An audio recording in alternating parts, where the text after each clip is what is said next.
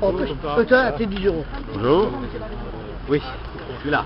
Écoutez, c'est bien. Moi, je propose que ce soit peut-être les syndicats locaux qui parlent d'abord. Nous, on vient de loin, donc on va parler après.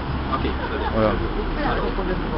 Ich darf das wohl auch nicht dann in Deutsch machen, zum Express. Ja, ja. Est-ce que vous faites ça ici ou Oui, oui, on peut faire ça ici.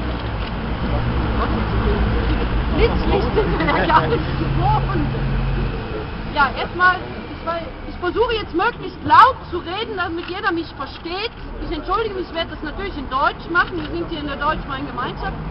Erstmal Dankeschön an den Ratspräsidenten, Herrn Miesen, uns hier zu empfangen. Wir bedanken uns auch hiermit eigentlich beim Parlament der deutsch-freien Gemeinschaft, weil eines ist schon mal klar, Sie sind eines der wenigen Parlamente, welches sich wirklich intensiv mit der Frage befasst hat. Das ist, finde ich, schon ein sehr positiver Punkt. Wir fänden es heute natürlich noch viel positiver, wenn das Parlament diesem Fiskalpakt nicht zustimmen würde, weil wir sehr viele Gefahren bei diesem Fiskalpakt sehen. Einerseits ist er in unseren Augen ganz und gar nicht sozial, weil den örtlichen Parlamenten, den regionalen Parlamenten sehr viel Kraft genommen wird, um Budgetentscheidungen hier vor Ort und in Belgien zu treffen. Und hier wird einer EU-Kommission sehr viel Macht zugestanden. Und wir als Gewerkschaften besonders befürchten natürlich auch, dass gewisse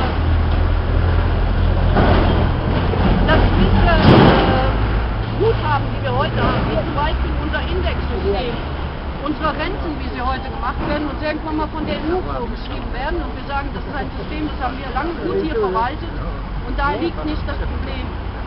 Wir finden auch, dass dieser Fiskalpakt wirtschaftlich nicht unbedingt sehr intelligent ist.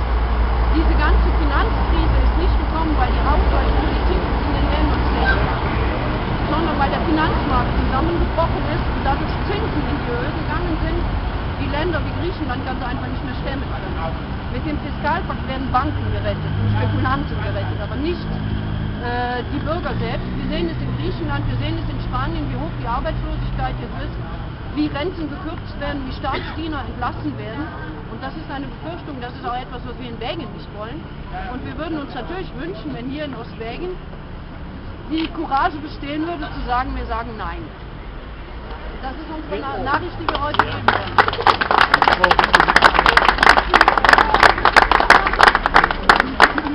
Und hier bitte noch nicht.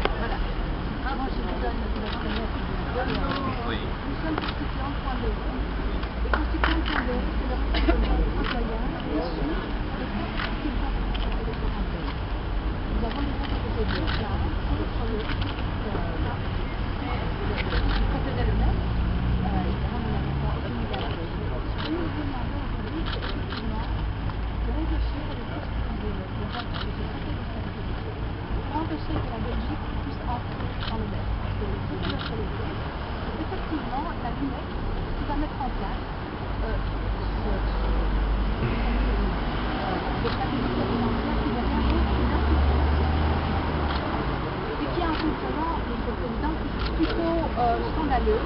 Alors, si je peux me permettre, aucun veto ni aucune autorité de parlements nationaux n'est prévu sur ce ministre qui agit sur nom des gouverneurs. Ils jugeront en cette qualité d'une immunité totale, leur permettant d'échapper à toute poursuite judiciaire. Ils disposeront alors librement des comptes de l'État, qui devra l'État accéder de façon convenable, et inconditionnelle à leur demande. Il est aussi intéressant de noter que le budget de départ du MEC, pouvant être réclamé aux États membres dans un délai n'est pas plafonné, donc il peut devenir tout à fait illimité. Donc voilà, je pense que le MEC, là, donc je pense que le Parlement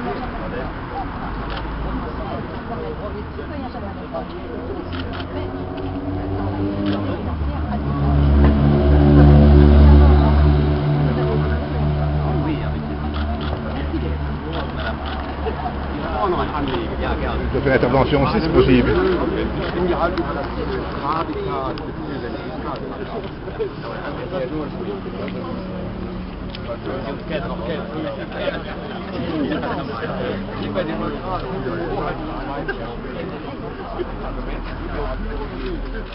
Warum muss das geschehen? In den letzten 6 Monaten diesen Jahres bis zum 7.10. diesen Jahres die Staatsschulden automatisch um 8 Milliarden, fast 8 Milliarden aufbauen. So kann es nicht weiter. Ja. Oui, oui, oui. Je parle au nom de la Fédération de l'existence. Mesdames et messieurs, je vous prie un instant.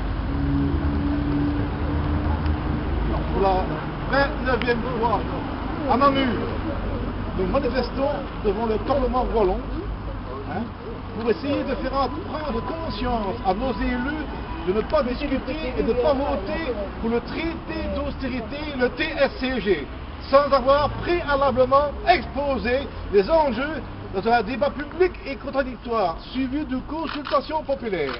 C'est le même ici. Aujourd'hui, nous sommes à Eupen pour manifester devant le Parlement germanophone, pour le président Hollande, car ils vont débattre et voter sur le TSCG. Pour mémoire, il suffit qu'un seul Parlement en Belgique vote contre le TSCG pour qu'il ne soit pas d'application dans toute la Belgique. Donc aujourd'hui, les 25 députés germanophones vont voter pour 11 millions de Belges. Les enjeux et les conséquences de ce TSCG sont trop graves que pour laisser cela dans le main d'aussi peu de députés. Le TSCG va nous plonger dans l'austérité pour des générations. Ce texte sera mis soit dans la Constitution, soit dans une loi spéciale qui empêchera toute marche arrière, même s'il y a un changement de majorité. Car ce sera un traité européen qui ne pourra pas être dénoncé par une région ni un État. Pour le moment, le gouvernement fédéral nous applique les règles du traité de Lisbonne. 3% de déficit annuel, 60% d'endettement. S'il ne respecte pas, la Commission européenne lui fera le gros doigt. Attention, c'est pas bien. Et donnera des conseils de gestion. Sans plus. Elle agite la menace des agences de notation.